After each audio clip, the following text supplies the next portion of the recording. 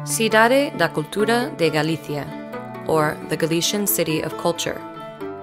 Santiago de Compostela's singularity and charm have gradually increased over time, due to the combination and superimposition of styles from different periods.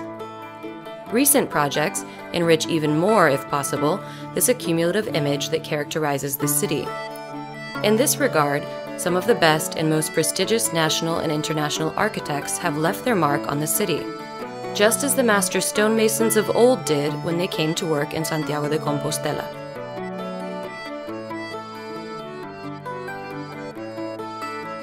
Undoubtedly, one of the best examples of this recent activity is the Cidade de Cultura de Galicia, or the Galician City of Culture.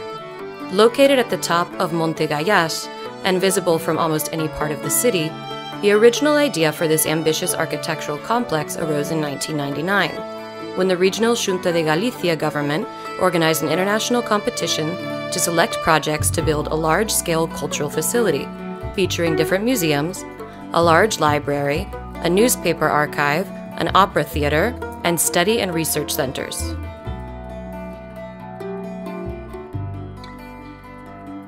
The panel of judges selected a short list of proposals by 12 teams of architects, 5 Spanish ones, led by Ricardo Bofill, Santiago Calatrava, Manuel Gallego, Juan Navarro Baldweg, and César Portela, a German one, that of Daniel Liebeskind, 2 French ones, led by Jean Nouvel and Dominique Perrault, a Dutch one, Rem Koolhaas and Oma, a Swiss one, that of Annette Gigon and Mike Geyer, and finally, 2 North American ones, Stephen Hole and Peter Eisenman, who proved to be the winner. Eisenman's project faithfully reflects his intellectual and creative status. This architect, who set up his own studio at the age of 50 after a brilliant career as an architecture critic and scholar, proposed a topographic construction in which the undulating roofs of the different buildings appear as if they were part of Monte Gayas itself. The complex's scale is huge. Its perimeter, from above, is shaped like a scallop shell, while the facility's total surface area is equal to that of Santiago de Compostela's Old Town.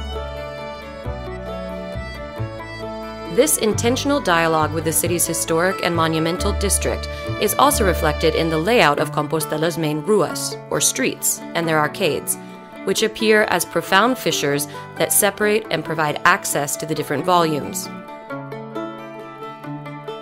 This interplay of parallelisms is completed by the prominent presence of 2 towers, which were strategically located in the western part of the facility. These 2 constructions, nevertheless, were designed by the American architect John Hedrick, a personal friend of Eisenman, and were conceived in the early 90s as a botanical enclosure for neighboring Belvis Park. Although the original idea never materialized, shortly after Hedrick's death, Peter Eisenman wanted to include his companion's project as an outstanding feature of his own proposal, as a posthumous tribute.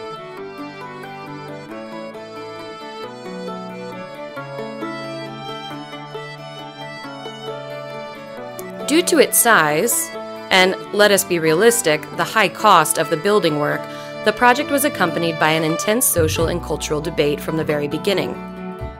That is why the use of the planned buildings, even their total number, as well as the accesses from the city, have constantly been reformed and modified compared to the original project.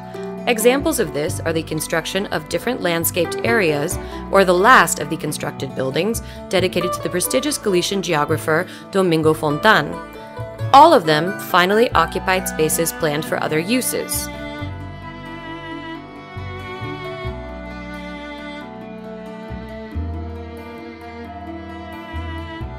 Throughout the year, the Cidade da Cultura de Galicia hosts a program of cultural activities for all ages and taste, as well as an extensive range of guided tours, which, along with its valuable architecture, satisfies Santiago de Compostela's objective of becoming an outstanding point of reference in the international cultural circuit. We now invite you to enter and visit some of these buildings, such as the museum, an impressive building covering an area of almost 7,000 square meters that regularly houses exhibitions. Or the large library, which has the objective of collecting and preserving Galicia's entire bibliographic heritage. to enjoy a long, peaceful stroll along the trails of the Bosque de Galicia, or the Forest of Galicia, or the Parque del Agua, Lagoon Park, a greenbelt featuring more than 30 hectares of native species surrounding the complex. Or simply to sit on one of the benches and enjoy the natural surroundings and matchless panoramic views.